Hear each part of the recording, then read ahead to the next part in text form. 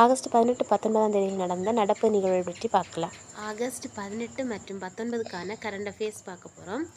இந்தியாவின் 79வது சுதந்திர தினத்தின் போது லடாக்கின் கார்கில் பகுதியில் விளைந்த வாதுமை பழங்களானது சவுதி அரேபியாவின் ரியாத் நகரில் உள்ள லூலு சிறப்பு அங்காடியில் முதல் முறையாக அறிமுகப்படுத்தப்பட்டுள்ளது. இது இந்தியா சவுதி அரேபியா இடையிலான வேளாண் வர்த்தகத்தில் ஒரு உந்துதலை குறிக்கிறது. மகாராஷ்டிரா மாநில அரசானது 453 சிறப்பு பள்ளிகளில் திஷா அபியான் திட்டத்தினை செயல்படுத்தியுள்ளது. இந்த திஷா அபியான் திட்டம் எதுக்காக செயல்படுத்தியிருக்காங்கன்னா, அறிவு குறைபாடுள்ள குழந்தைகளுக்கு சிறப்பான தரமான கல்வியை வழங்குவதற்கான திட்டம் இது.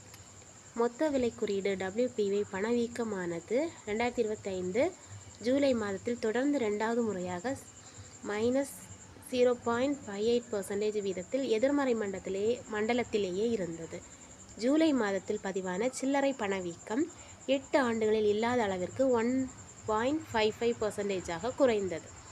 கேரள மாநில நிதி நிறுவனம் KSFE ஆனது இந்தியாவின் 1 லட்சம் கோடி ரூபாய் வணிக வருவாயை கடந்து முதல் இதர வங்கி சாரா நிதி நிறுவனமாக மாறியது.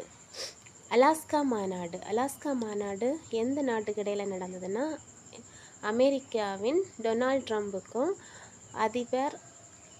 அதிபர் டொனால்ட் ட்ரம்புக்கும் ரஷ்ய அதிபர் விளாடிமிர் புதினுக்கும் இடையில் 2025ஆம் ஆண்டு நடந்தது. இதை இந்தியா ஆதரித்தது.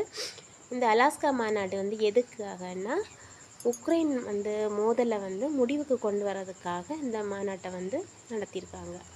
கேலா இந்தியா நீர் விளையாட்டு நம்ம இந்தியாவில் முதலாக நடைபெற்றிருக்கு. அது எங்கே நடக்குதுன்னா, ஸ்ரீநகரின் தால் ஏரியில் நடக்கும். நன்றி.